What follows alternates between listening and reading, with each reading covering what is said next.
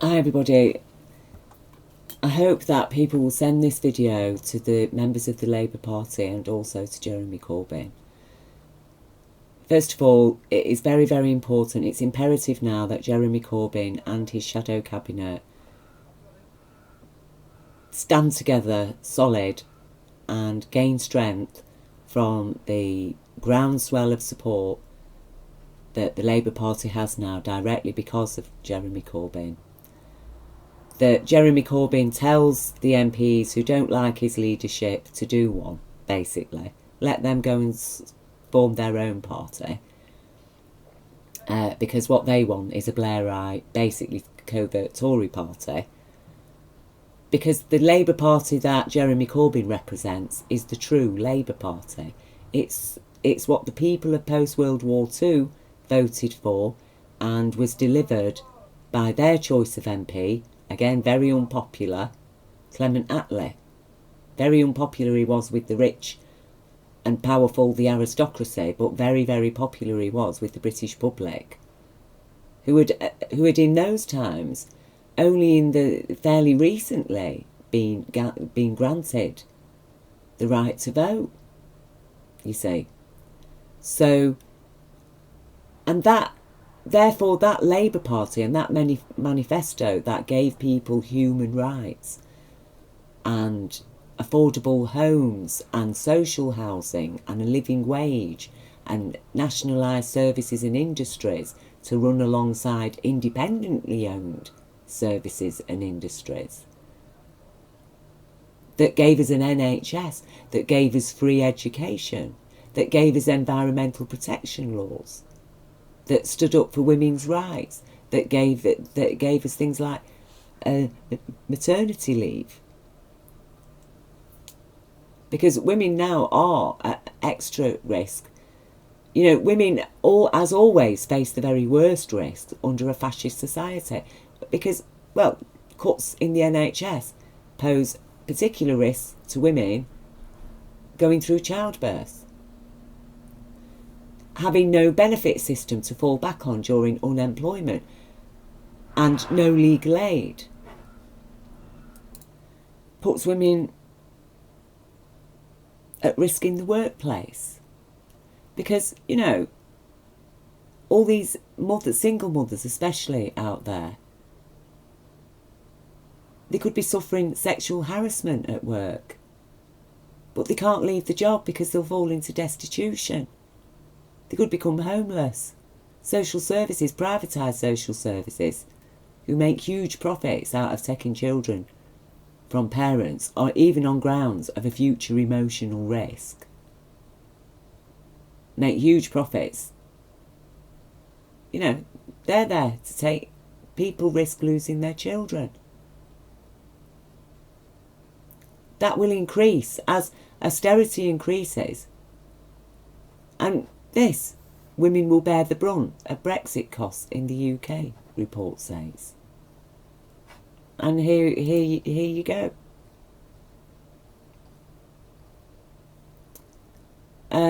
According to the findings, the Prime Minister has refused to rule out scrapping the EU's Pregnant Workers Directive, which entitles UK women to pre-birth appointments, maternity leave and protection against replacement and discrimination. Women in the UK are also expected to lose out on upcoming EU protections, including 40% gender quotas on company boards and the Work-Life Balance Directive, which helps parents share the burden of childcare. And, you know, what affects women, especially mothers, affects the children and also the partners of those women, because we're living in the kind of society now that it takes two parents really to run most households. So, you know, the Britain that Corbyn represents is British culture. Because prior to World War II, to the end of World War II, the average working class citizen Britain didn't have a culture. Our culture was survival through abject poverty. Poverty which amounts to the austerity on steroids that Brexit will be delivering. when they say they want us to return back to Victorian Britain and put the British workforce, make the British workforce competitive with that of Asia, they're not joking. British culture was basically bowing down to your lords and masters, the aristocracy. British culture was about 80% of the population knowing their place in front of their superiors. That was British culture. A class-divided society where if you weren't dressed right, you weren't even allowed in a shop.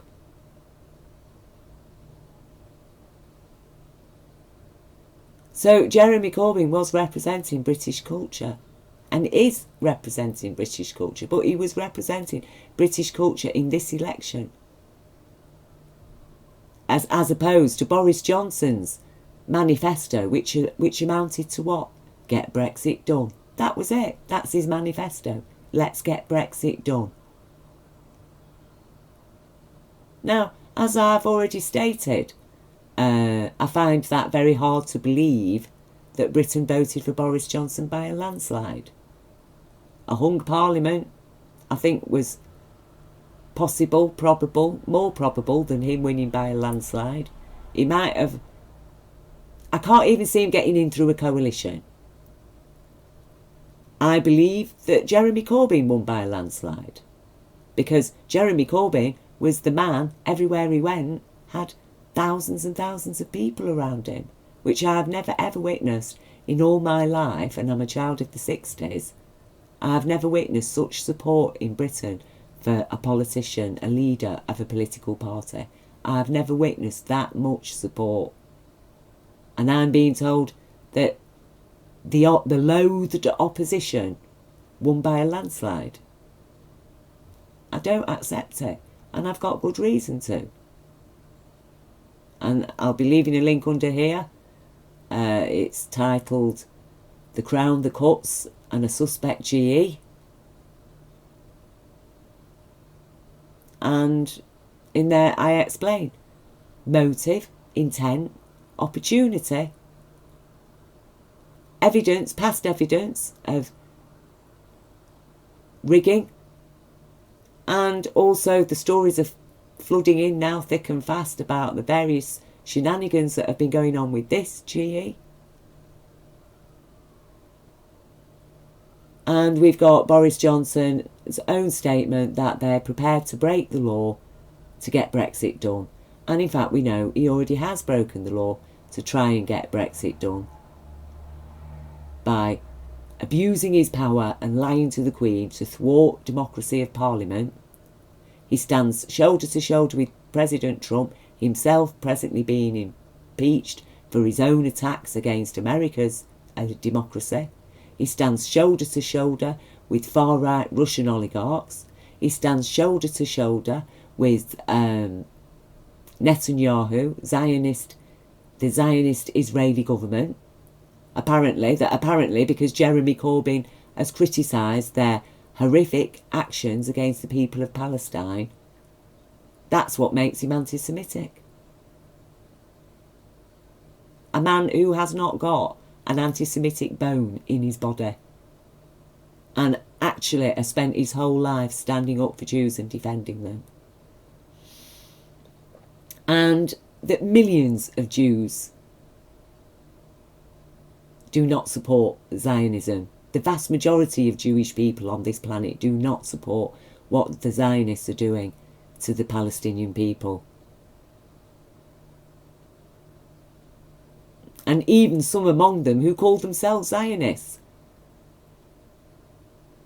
Okay? So, but apparently, according to these far-right fascists, Trump, the Israeli Zionists, those Jews, the kind of Jews who stand with Jeremy Corbyn, they're all traitors. They're traitors. Okay?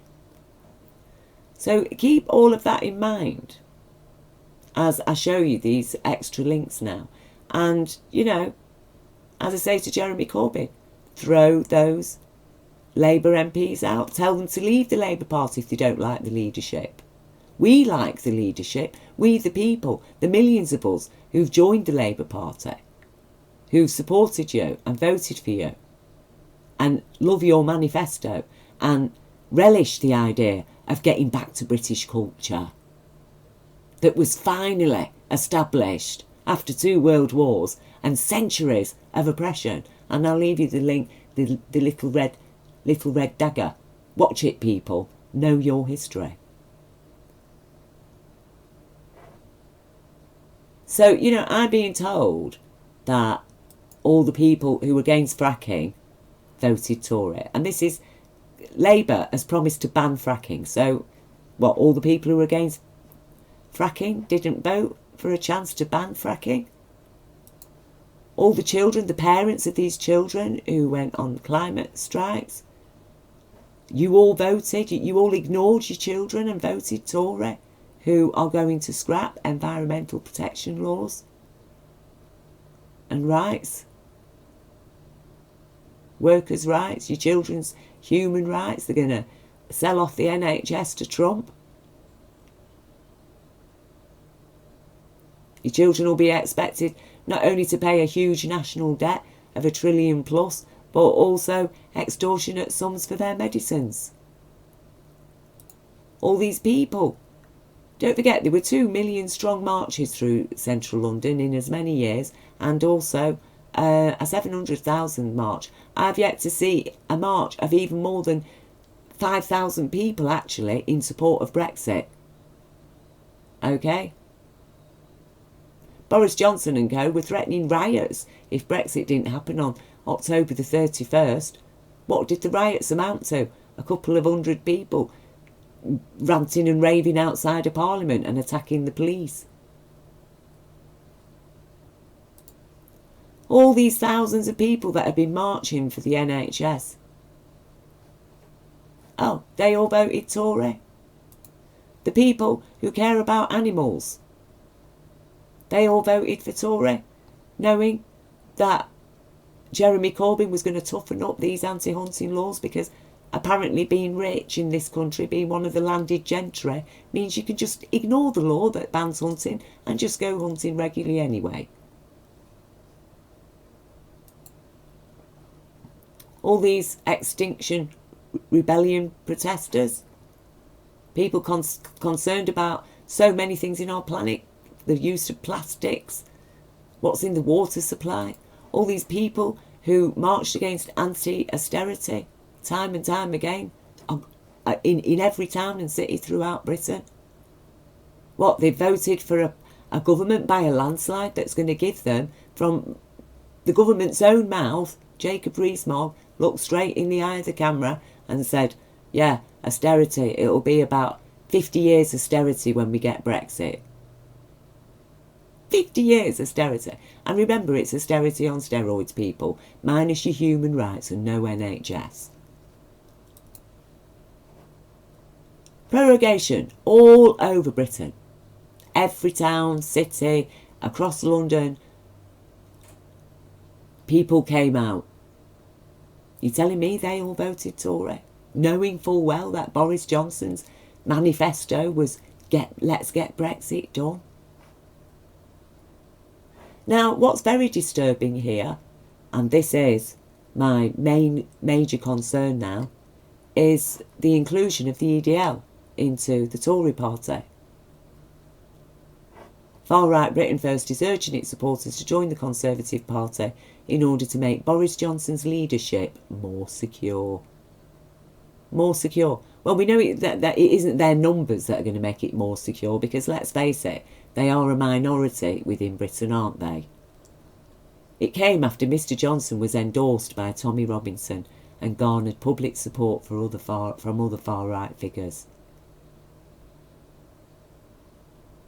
Senior Britain First officials and rank-file members have been receiving their Conservative membership cards in the post. Okay.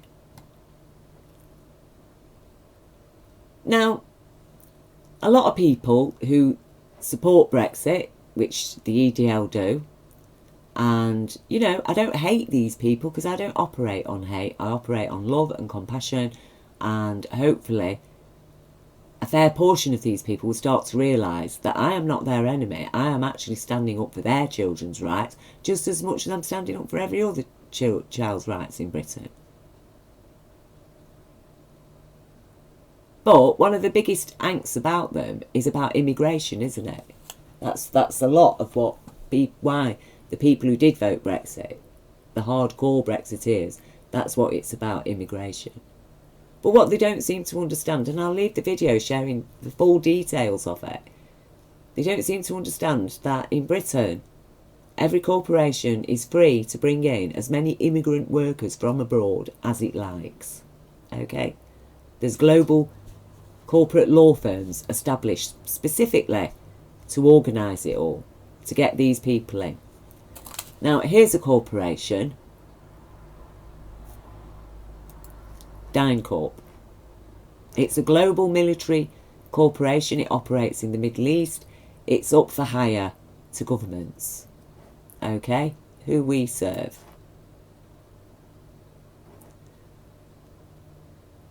Freedom and global security. Restore peace and stability. Secure and grow communities. Right? They're up for hire for governments.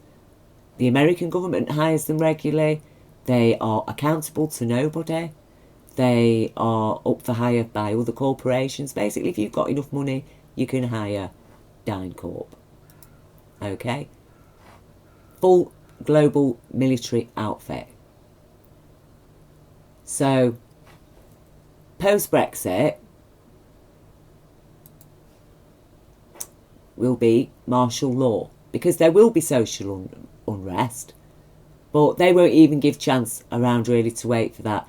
They'll be imposing martial law as soon as they've got their hard Brexit. That'll be it, martial law. So we'll have men with guns on our streets.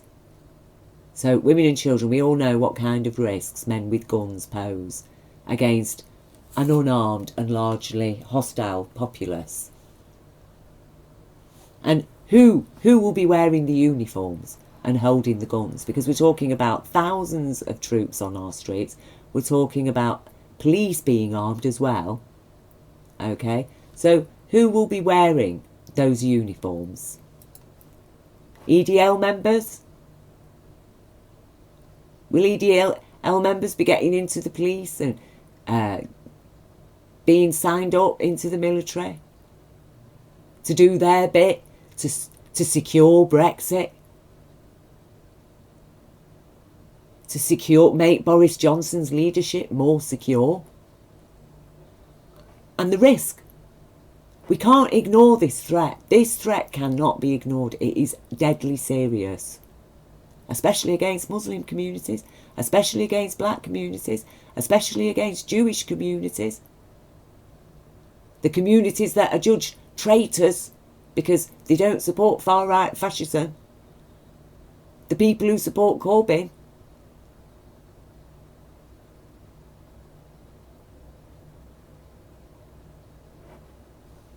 Like I say, this is deadly, deadly serious.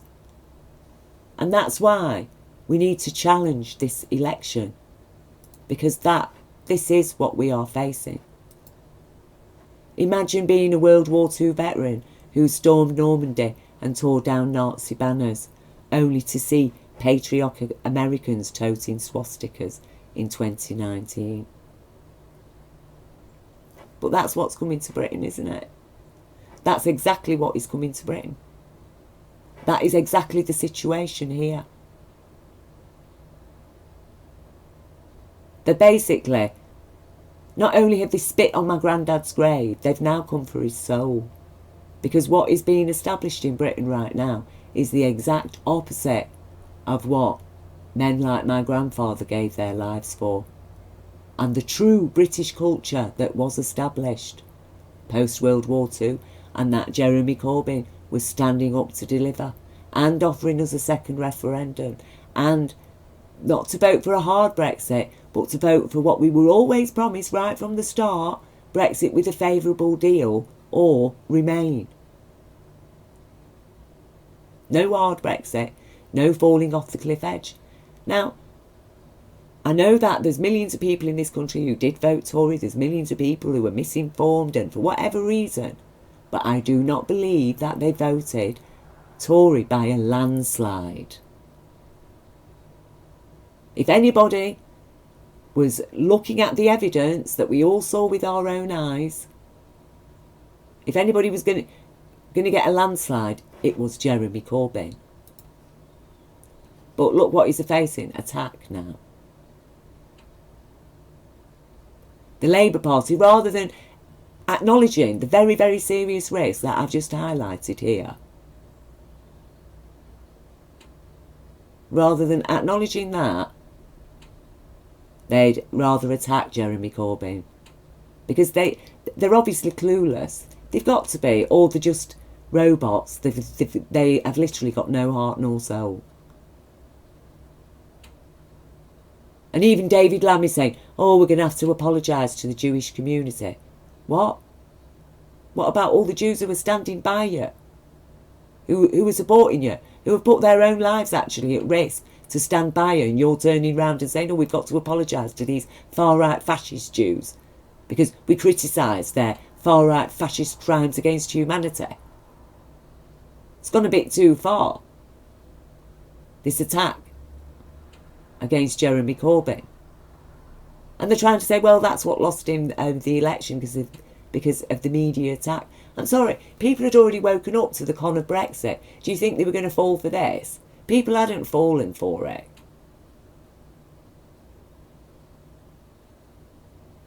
The news came out. We put the news out there that Jeremy Corbyn, proving 100% he wasn't an anti-Semitic.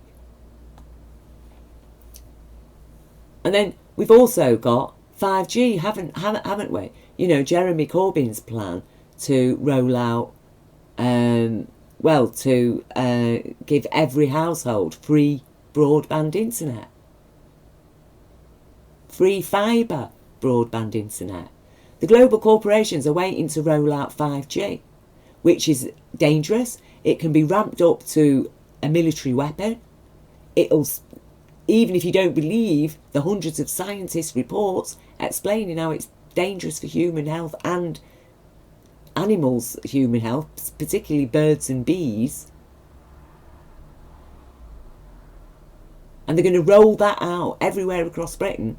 And when we realise that it is damaging, you won't be able to do anything publicly to remove those poles, really, because then you'll all be out of the internet. But Jeremy Corbyn's giving fibre broadband to every household. That was going to protect us from 5G. Because we wouldn't need 5G. Many countries in the EU have banned it. They want further investigations into its safety.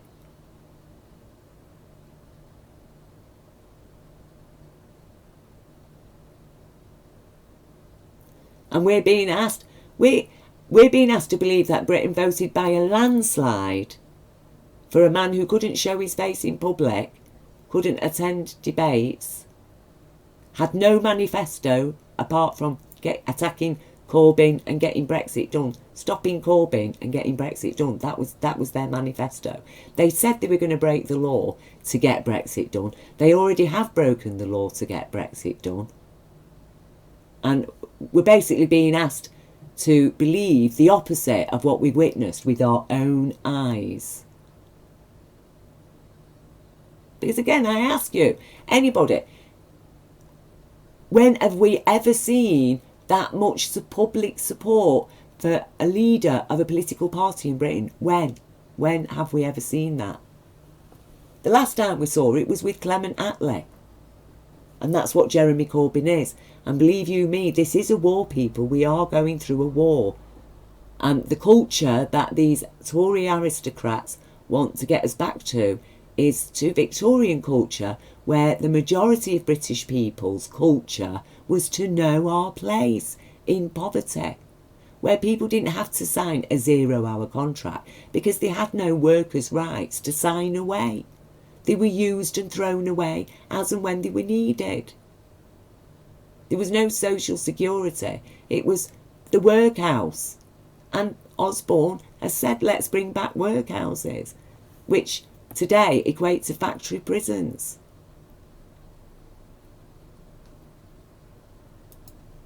And this. People in Britain are terrified.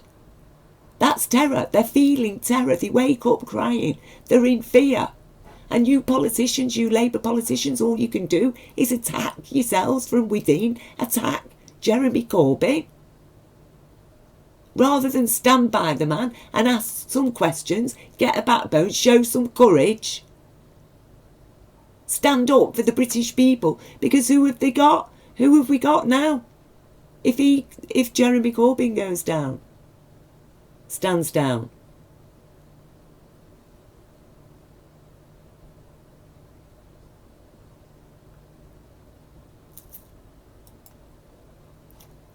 When a man of peace comes under this level of attack, it shows how much he is needed.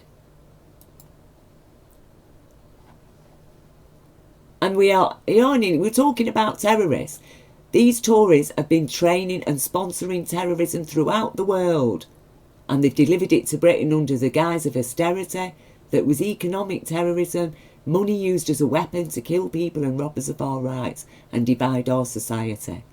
To raise as jihadis, why is Theresa May hiding from reporters? It turns out that London attacker Rahid Redouane and Manchester bomber Salman Abedi were part of a secret group of UK jihadis recruited by MI5 under the watch of Theresa May to fight in Libya and Syria. And I know this to be true, that's why I'm sharing it, because I've done the research and I've shared such information myself before.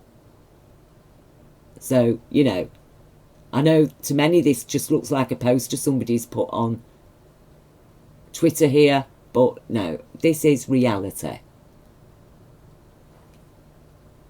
So, what we're going to do, people, the only thing that we can do now, the only thing that we can do to stop this is to do in Iceland. Christmas is coming up. We'll get our children Christmas presents this year, but actually the best Christmas present we could give our children is a future worth living. Environmental protection, protect the environment that they're going to grow up in and deliver their children in, and secure their human rights. Now, the only way we're going to do that is demand investigation into this election result now and do in Iceland. We each get our pans and pan lids. We all get out into the street in every town, in every city, in every community. We bang those pots and pans and demand that this government stands down. We want a full independent investigation into this GE. And we want this government out. We will show Boris Johnson in our numbers that he did not win by a landslide. And we're going to have to do it. Now, I'm quite sure, if I remember, the people of Iceland actually came out on Christmas Day. They braved minus temperatures for their children's rights, for their children's future. And we are going to need to do it as a nation, because this is just too much of a threat. Okay? Now, if the likes of Theresa May can go expelling Russian diplomats and making all kinds of statements because 2 people were injured by what was claimed to be a Russian nerve agent attack in Salisbury, okay? We've got enough evidence here, and what we've already witnessed being happening against minority social groups in Britain, and even against people who, you know, Corbynista is the term. Well, they were burning, these far-right extremists were burning Chavistas in Venezuela. Is that what's going to be happening to people in Britain? I know that I put myself at risk here by speaking out, but when it comes to children's rights and safety, we need to stand on the line. We need to stand up because we are the last living line of defence. because it's going to get so bad, people, you don't even know how bad it can get. But I tell you, the homeless people on the street know how bad it can get. The people who've had to bury the dead through austerity know about how bad it can get. The families of the nurses and doctors, hundreds of them, hundreds of nurses and doctors that have been driven to suicide because of the cuts and the horrific working conditions that they've had to face in the NHS. They all know, and it's about time everybody in Britain woke up to reality now. Tear yourself away from the BBC, and Jeremy Corbyn, please, please, stay where you are. Stand firm, stand solid, and let those with strength and courage stand with you. We, the British people, are standing with you, and you stand with us. And because this is war, people. It's a war against us, against our rights, against our freedoms, against our culture that we established. And what for? To reimpose their antiquated Victorian crap.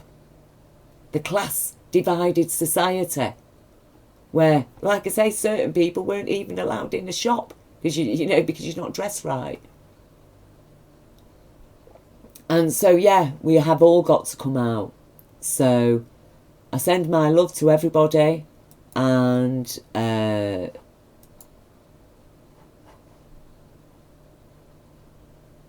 this is reality.